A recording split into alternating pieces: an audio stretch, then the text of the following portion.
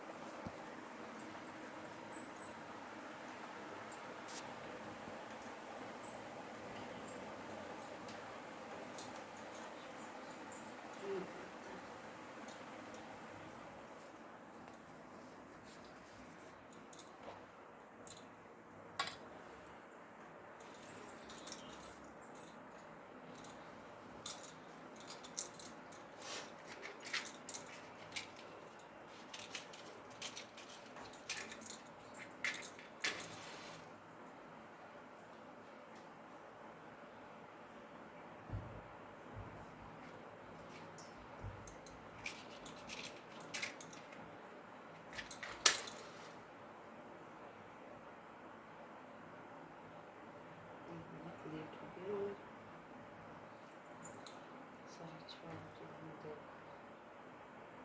5:30 minute के बाद बोले जो उठते हैं थोड़ी देर में।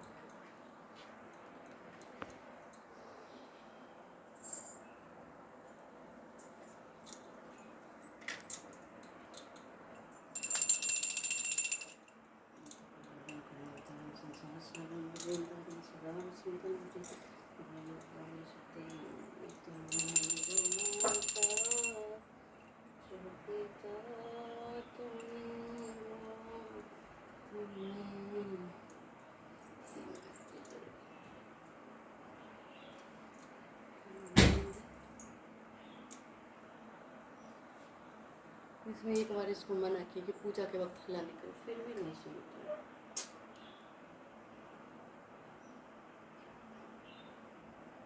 शाम शाम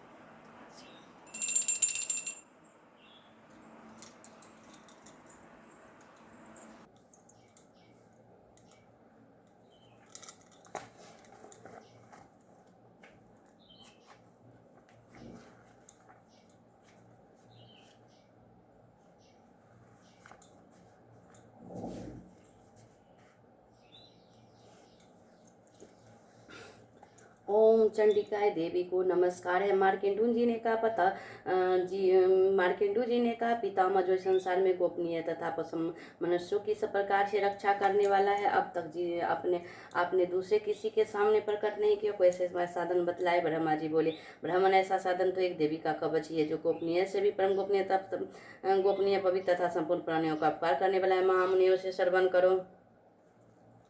देवी की 9 मूर्तियां हैं जिन्हें नवदुर्गा कहते हैं। उनके पृथक पृथक नाम बतलाए जाते। प्रथम नाम शैलपुत्री, दूसरी मूर्ति का नाम ब्रह्मचारिणी और तीसरी चंद्रघंटा और चौथी मूर्ति का नाम कुषंड माता और माँ के 5वीं दुर्गा का नाम सकंद माता और देवी के 6ठे रूप को कात्यायनी और देवी के 7वें रूप को कलरात्रि और देवी के 8वें रूप को महागौरी और देवी के 9वें रूप को 8वें रूप को महागौरी और देवी के 9वें रूप को सिद्धतरा, ये सब नाम प्रसिद्ध महात्मा वेद द्वारा ही प्रतिपादित हुए हैं। ये सब जो मनुष्य अग्नि में जल रहा हो, रणभूमियों में शत्रुओं से घिर गया हो, विषम संकट में फंस गया हो तथा सब प्रकार से भयतुर होकर जो भगवती दुर्गा की शरण में प्राप्त हुए, उनका कभी कोई मंडल नहीं होता। युद्ध के समय संकट में पड़ने पर उनके ऊपर कोई विपत्ति दिखाई नहीं देती, उन्हें सुख दुख और भय की प्राप्ति होती। उनके ऊपर कोई विपत्ति दिखाई नहीं देती, उनके सुख दुख और भय की प्राप्ति होती है। जिन्होंने भक्ति पूर्वक देवी का स्मरण किया, उनका निश्चय यह बोधय होता है। देवेश्वरी तो तुम्हारा चिंतन करते, उनकी तुम निसंदेह रक्षा करती हो। चामुंडा देवी पर्वत पर आरूढ़ होती है, ब्राह्मी भैंसों पर सवारी करती। इंद्री का वाहन ऐरावत है हाथी। वैष्णवी देवी गुरुड़ पर आसन जमाती। महेश्वरी वृक्ष पर आरूढ़ होती है। कैमोरी की वाहन मयूर है। भगवान विष्णु की प्रतिमा लक्ष्मी देवी कमल के आसन पर विराजमान है। हाथों में कमल धारण किए हुए वृक्ष पर आरूढ़ होकर ऐश्वरी देवी से रूप धारण कर रखा है। ब्रह्मी देवी हंस पर बैठी हुई है और सब प्रकार के आभूषणों से सुशोभित है। इस प्रकार के सभी माताएं सब प्रकार की योग शक्तियों से संपन्न है। इनके सिवा और भी बहुत सी देवियां हैं जो अनेक प्रकार के आभूषणों की शोभा से युक्त तथा नाना प्रकार के रत्नों से सुशोभित है। ये संपूर्ण देवियां क्रोध में भरी हुई हैं और भक्तों का रक्षा के लिए रथ पर बैठी दिखाई देती हैं। ये शंकर चक्र गदा शक्ति हल और मसूर खेटक और तोमर परशु तथा पास किंतु और त्रिशूल एवं संधनुष आदि अस्त्र से अपने हाथों में धारण करती हैं। दैत्यों का शरीर का नाश करना, भक्तों का अभय देना और देवताओं का कल्याण करना, यही उनके शास्त्र धारण का उद्देश्य है। कवच आरंभ करने से पहले इस प्रकार प्रार्थना करने से पहले इस प्रकार करनी चाहिए। महान रूप, अत्यंत घोर पराक्रम, महान बल और महान उत्साह वाली देवी, तुम महान भय का नाश करने वाली हो, तुम्हें नमस्कार है। तुम्हारी ओर देखना भी कठिन है। शत्रुओं का भय बढ़ाने वाली जगदम्बिके मेरी रक्षा करो। निसंदेह शक्ति मेरी रक्षा करो। अग्निकोण में अग्निशक्ति, दक्षिण दिशा में ब्राह्मी तथा त्रिकोण में खड़ंगधानी मेरी रक्षा करो। पश्चिमी दिशा में बरायनी और व्यय कोण में मेरे पर सवारी करने वाली देवी रक्षा करो। उत्तर दिशा में कैमोरी, दक्षिण कोण में शूलाधारणी देवी रक्षा करो।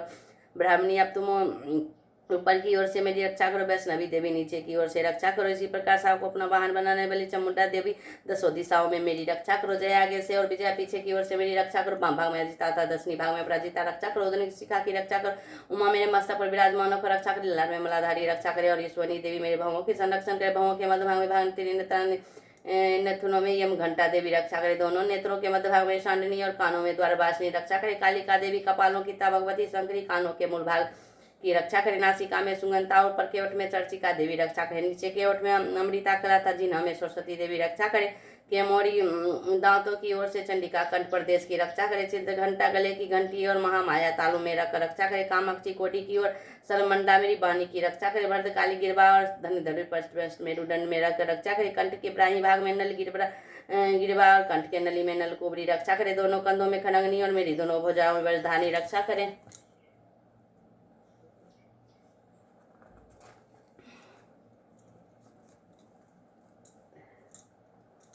दोनों हाथों में डंडनियां और अंगुलियों में अंबिका रक्षा करे। सुलेश्वरी नकों की रक्षा कुलेश्वरी पेट में रखकर रक्षा करें।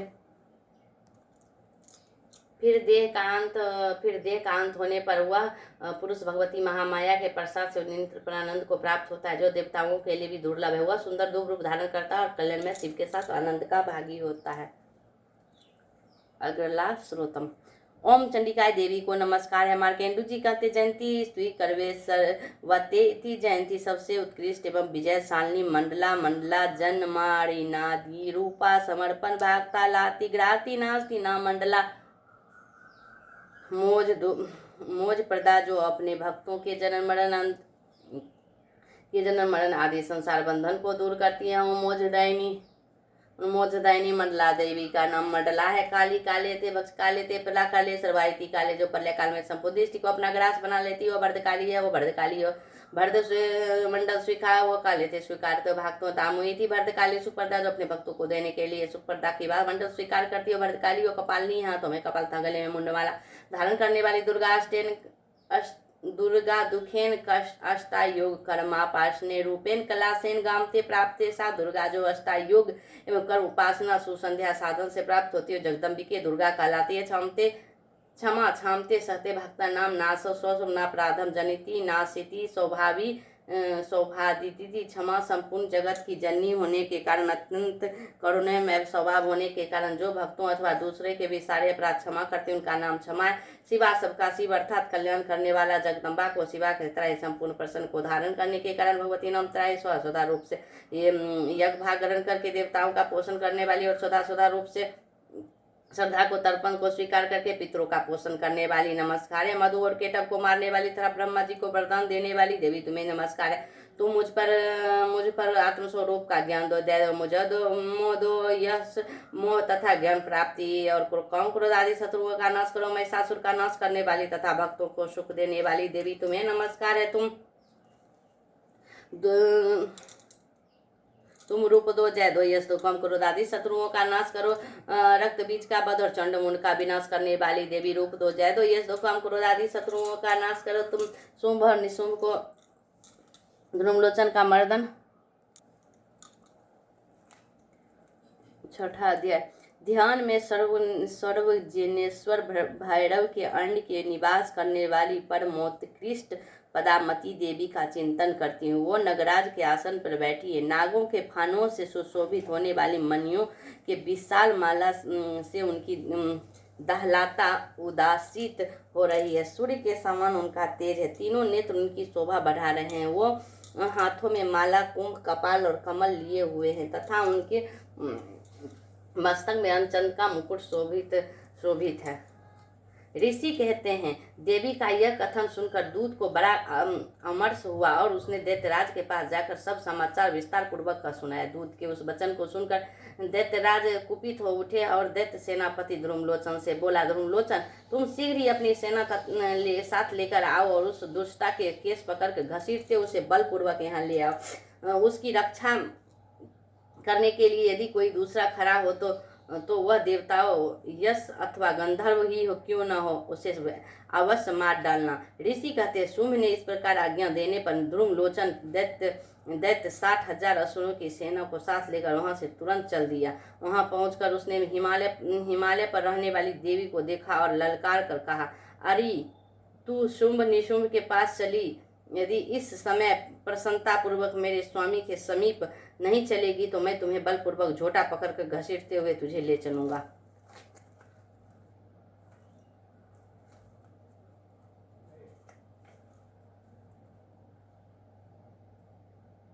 देवी बोली, तुम्हें दैत्यों के राजा ने भेजा है। तुम्हें स्वयं भी बलवान हो और तुम्हारे साथ विशाल सेना भी है। ऐसी दशा में यदि तुझे बलपूर्वक ले चलोगे तो मैं तुम्हारा क्या कर सकते हो। ऋषि कहते हैं, देवी के यूं कहने पर असुर ध्रुमलोचन उनकी ओर दौड़ा। तब अंबिका ने यूं शब्द से उच्चारण मात्र से उसे भस्म कर दिया। फिर तो क्रोध में भरी हुई दैत्यों की विशाल सेना और अंबिका एक दूसरे पर तीखे समय सहायक शक्तियों और तथा फरसा की आरंभ की। इतने में ही देवी का वाहन सिंह क्रोध में भरकर भयंकर गरजने करके बालों को हिलाता हुआ असुर की सेना कूद पड़ा। उसने कुछ दैत्यों को पंजों की मार से, कितनों को अपने जेबरों से और कितनों की महादैत्य को पकड़कर ओंठ की डाढ़ों से घायल कर मार डाला।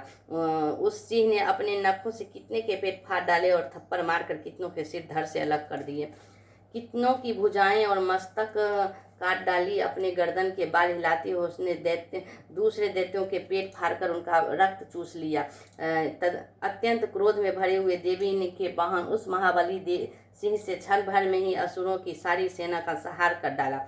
शुंभ ने जब यह सुना कि देवी ने ध्रुमलोचन असुर को मार डाला तथा उसके सिंह के सारी सेना का सफाया कर डाला, तब उस दैत्यराज को बड़ा क्रोध हुआ। उसका ओंठ कांपने लगा। उसने चंड और मुंड नामक 2 महादैत्यों को आज्ञा दी, हे चंड और हे मुंड, तुम लोग बहुत ही बड़ी सेना लेकर वहां जाओ और उस देवी के झोंटे पकड़कर उसे बांध कर शीघ्र ही यहाँ ले आओ। यदि इस प्रकार इनको लाने से संदेह हो तो युद्ध में सब प्रकार के शस्त्र का समस्त असुरों सेना का प्रयोग करके उसकी हत्या कर डालना।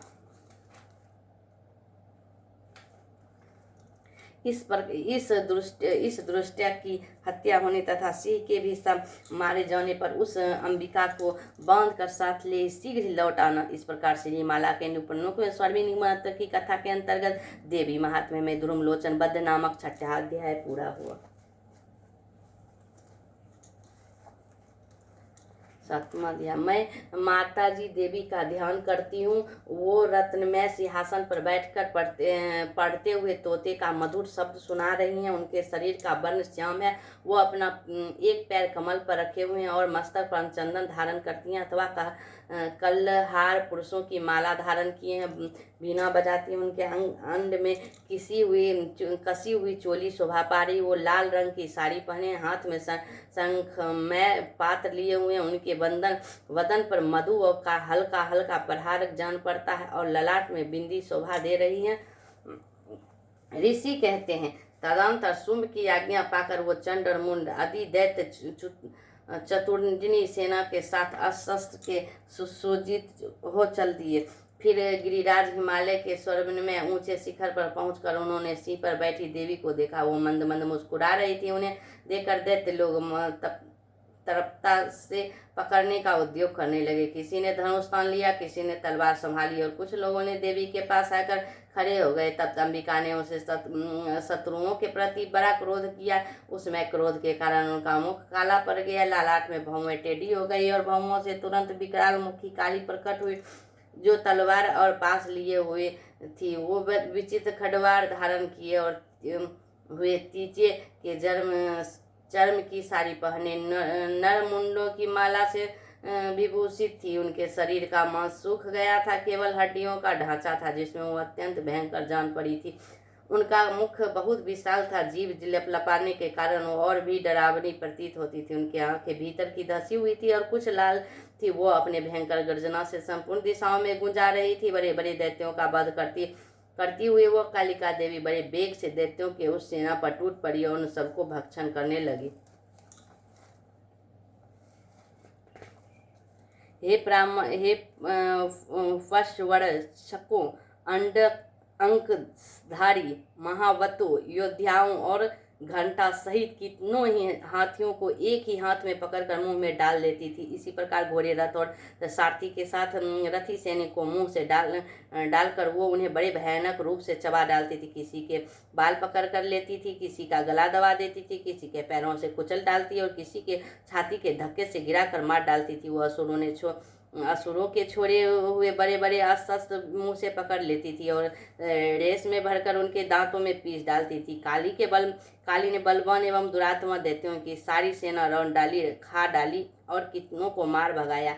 कोई तलवार को घाट उतारे, कोई खिड़वाड़ के पीछे गए और कितने ही असुर दैत्यों के अब अग्रभाग से कुचल जाकर मृत्यु को प्राप्त हुआ। इसी प्रकार देवी ने असुरों को सारी सेना को क्षण भर में मार गिराया। देखकर चंड उन अत्यंत भयानक काली देवी की ओर दौड़ा तथा महादैत्य मुंड ने भी अत्यंत भयंकर नेत्रों वाली देवी को आच्छादित कर दिया। वो अनेकों चक्र देवी के मुख में समाती हुई ऐसी जान पड़ी जो मानो सूर्य के बहुतरे मंडल बदलावों के उदर में प्रवेश करे रहे हैं। तब भयंकर गर्जना करने वाली काली ने अत्यंत रोष में भरकर विकट हटास किया। उस समय उनके विकराल बंधन के भीतर कठिनता से देखे जा सकने वाली दांतों की प्रभा से वो अत्यंत उज्जवल दिखाई देती थी। देवी ने बहुत ही तलवार हाथ में ले उनका उच्चारण के चंड पर धावा किया और उनकी केस पकड़कर उसी तलवार से उसका मस्तक काट डाला। चंड को मारा गया देखकर मुंड भी देवी की ओर दौड़ा। तब देवी ने रोष में भरकर उसे भी तलवार से घायल करके धरती पर सुला दिया। महापराक्रमी चंड और मुंड को मारा गया देख मरने से बची हुई बाकी सेना भय से व्याकुल हो चारों ओर भाग गई। तदंतर काली ने चंड और मुंड का मस्तक हाथ में ही ली। चंडिका के पास जाकर प्रसन्न एहसास करते हुए कहा,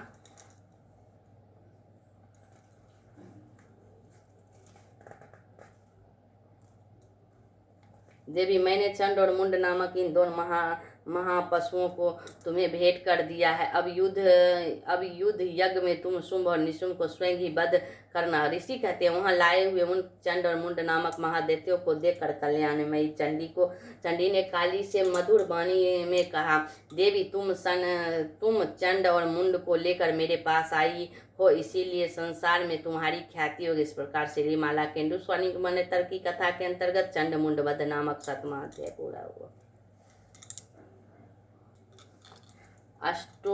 अध्याय।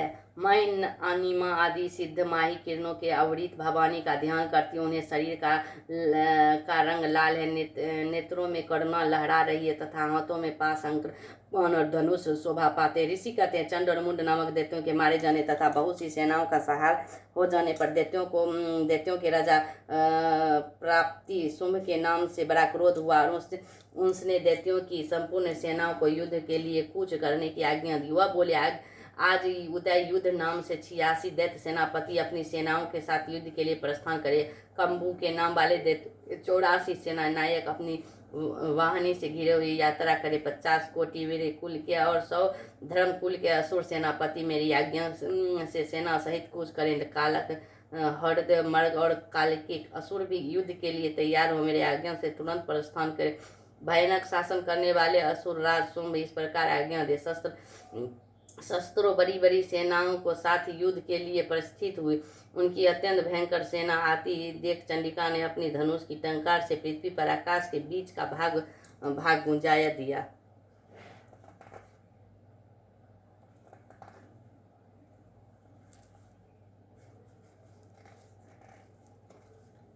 राजन, तदंतर देवी के सिंह ने भी बड़े जोर जोर से दहाड़ना आरंभ किया। फिर अंबिका ने घंटे के शब्द से उस ध्वनि को और भी बढ़ा दिया।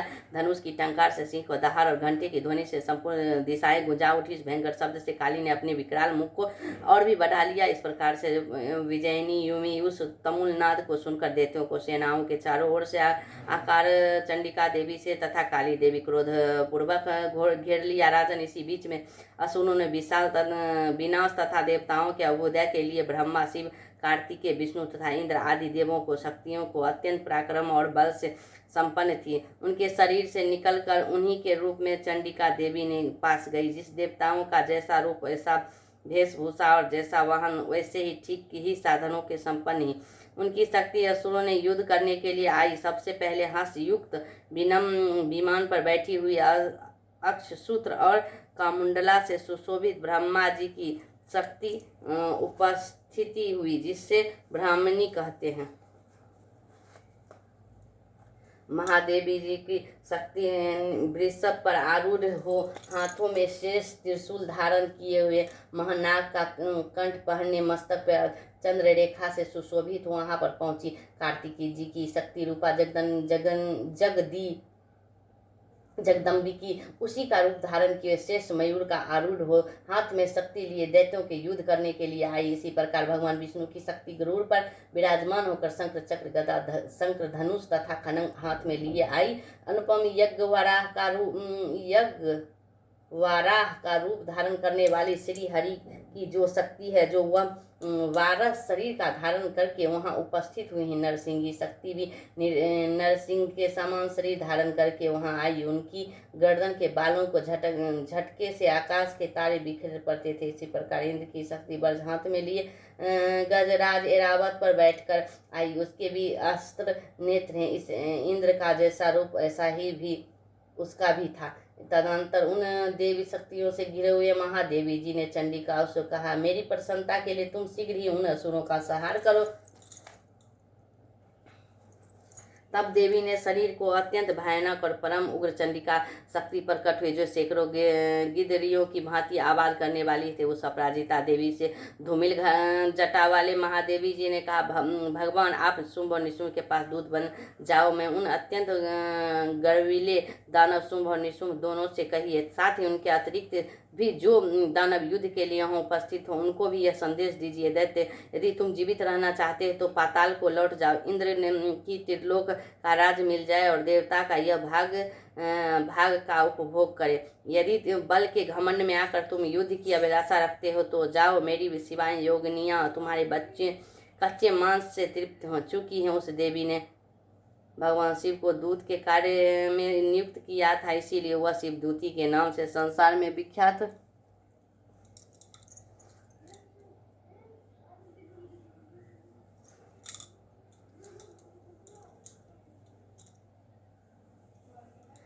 हुई है। वो महादैत्य भी भगवान शिव के मुंह से देवी के वचन सुनकर क्रोध में भर गए और वहां जाकर कात्यायनी विराजमान थी इस ओर बढ़े। तदंतर और दैत्यों के अमरस में भरकर पहले देवी का ऊपर वन शक्ति और शक्ति और रिष्टि आदि अस्त्रों की वृष्टि करने लगी। तब देवी ने भी खेल खेल में धनुष की टंकार की और उसने छोड़े हुए बाणों द्वारा दैत्यों को चलाए हुए वंशूल शक्ति और फरसों को काट डाला। फिर काली उनके आगे होकर शत्रुओं को शूल के प्रहार से वृद्धि करने लगी और खड़वाड़ से उनका कछुमन निकालती हुई रणभूमि में विचारने लगी। ब्राह्मणी ने जिस जिस को दौड़ाती उसी पर अपने कमंडल का जल छिलक कर शत्रुओं को ओज और पराक्रम को नष्ट कर देती थी। महेश्वरी ने त्रिशूल से तथा वैष्णवी ने चक्र से और अत्यंत क्रोध में भरी हुई कुमार कार्तिकेय की शक्ति ने दैत्यों का संहार आरंभ किया। इंद्र शक्ति के वर्ज प्रहार से वृद्धि हो सैकड़ों दैत्य दानव रक्त की धारा बहाते पृथ्वी पर सो गए। ब्राह्मणी शक्ति से कितनों को अपनी निथुन से मार कर नष्ट किया। दाढ़ों के कारण अग्रभाग से कितनों ही छाती छेद डाली तथा कितनों ही दैत्यों अपने चक्र की चोट से वृद्धि हो गिर पड़े।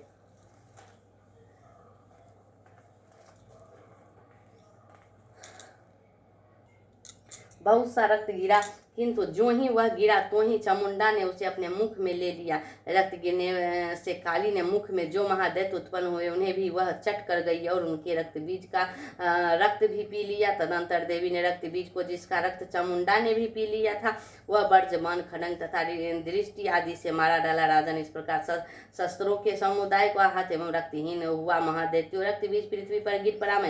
नरेश्वर, इससे देवताओं को अनुपम हर्ष प्राप्ति हुई और मातृगण उन असुरों को रक्तपान के मद से उदित सा होकर नृत्य करने लगे। इस प्रकार से श्रीमाला के स्वनिमित मानवता के अंतर्गत देवी महात्म्य के रक्त बीज वध नामक 8वां अध्याय पूरा हुआ। सिद्ध कुंजिका स्रोतम। शिवजी बोले, देवी सुनो, मैं उन उत्तम कुंजिका स्रोत का उपदेश करूंगा जिन मंत्र के प्रभाव से देवी का जप पाठ सफल होता है।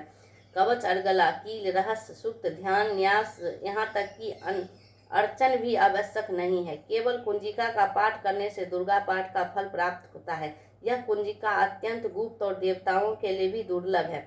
हे पार्वती, इसे ऐसा योगिनी की भांति प्रयत्न पूर्वक गुप्त रखना चाहिए। यह उत्तम कुंजी का स्रोत केवल पाठ के द्वारा मरण, समारोह, श्रृंखीकरण, समस, सतभम और उच्चाटन आदि अभिचारिक उद्देश्य को सिद्ध करता है। क्षमा प्रार्थना। परमेश्वरी, मेरे द्वारा रात दिन से अपराध होते रहते यूँ मेरा दास समझकर उन अपराधों को तुम कृपया पूर्वक क्षमा करो। परमेश्वरी, मैं आवाहन नहीं जानती, विसर्जन नहीं जानती, पूजा करने का ढंग नहीं जानती, क्षमा करो। देवी सुरेश्वरी, जो मंत्रहीन और क्रियाहीन और भक्तिहीन पूजन किया वह सब कृपा से आपकी पूर्ण है। सैकड़ों अपराध करके भी जो तुम्हारी शरण में जगदम्बा कहकर पुकारता है उसे यह गति प्राप्त होती है जो ब्राह्मी देवताओं के लिए सुलभ है। जगदम्बी के अपराधी हूँ, किंतु तुम्हारी शरण में आई हूँ। इस समय दया की पात्र हूँ, तुम जैसा चाहो ऐसा करो। देवी परमेश्वरी, अज्ञान से, भूल से अथवा बुद्धि भ्रांत होने के कारण मैंने जो न्यूनता और अधिकता कर दी है वह सब क्षमा करो, प्रसन्न हो जाए। सच्चिदानंद स्वरूपा परमेश्वरी, जगन्माता केमेश्वरी, तुम प्रेम पूर्वक मेरी यह पूजा स्वीकार करो और मुझ पे प्रसन्न हो। देवी सुरेश्वरी, तुम गोपनीय से भी गोपनीय वस्तु की रक्षा करने वाली हो। मुझे निवेदन के जप को ग्रहण करो, तुम्हारी कृपा से मुझे सिद्धि प्राप्ति। जय माता दुर्गा।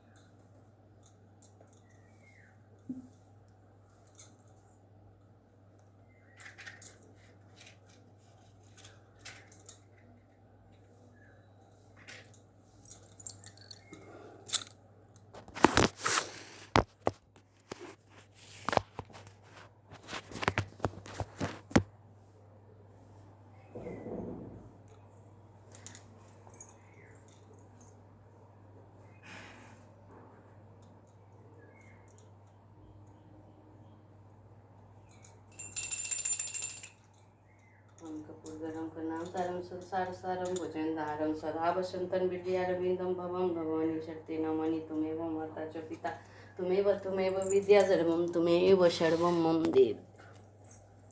जय अम्बे गौरी मैया, जय श्यामा गौरी मैया, जय मंगल करिणी मैया जय आनंद करनी तुमको निस दिन ध्यावत, मैया जी को निस दिन ध्यावत, हरि ब्रह्मा शिवरी जय अम्बे गौरी, मांग सिंदूर विराजत, टीको मृद मद को, मैया टीको मृद मद को, उज्ज्वल से दो नैना, उज्ज्वल से दो नैना, चंद्र बदनिनी को, जय अम्बे गौरी, कनक समान कले बड़ी, रक्तांबर राजे, मैया रक्तांबर राजे, रक्त पुष्प गल माला, रक्त पुष्प गल माला, कंठन पर छाजे, जय अम्बे गौरी, के हरि वाहन राजत, खड्ग खपड़ धारी, मैया खड्ग खपड़ धारी, शोरी नर मुनि जन सेवत, तिनके दुख हारी, जय अम्बे गौरी, कानन कुंडल शोभित,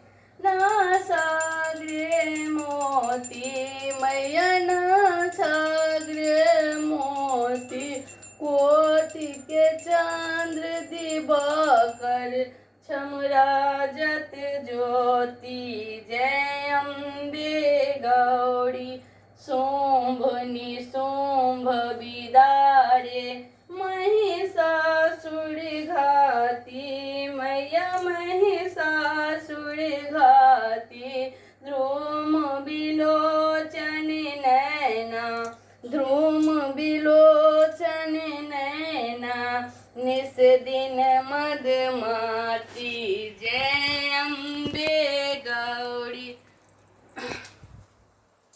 चांड मुंड सहारे, सौनित बीज हरे, मधु के टब दो मारे, सुर भहीन करे, जय अम्बे गौरी, ब्राह्मणी रुद्राणी, तुम कमला रानी, मैया तुम कमला रानी, आगम निगम बखानी, आगम निगम बखानी, तुम शिव पट रानी, जय अम्बे गौरी, 64 योगन गावत, नृत्य करत भैरू, मैया नृत्य करत भैरू, बाजत ताल मृदंगा और बाजे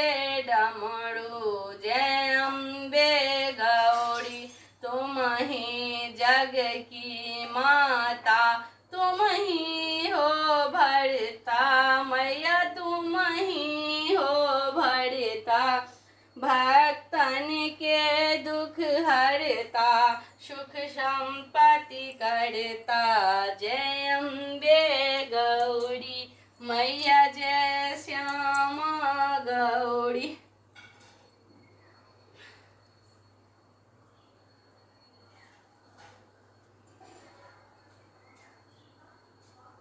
पूजाचारी अति शोभित, परम भयदारी, मन वांछित फल पावत, सेवत नर नारी, कंचन थाल विराजत, अगर कपूर बाती, मैया कोई नर गावे, मैया जो कोई नर गावे, कहत शिवानंद स्वामी, कहत शिवानंद स्वामी, सुख संपत्ति पावे, जय अम्बे गौरी, मैया जय श्यामा गौरी।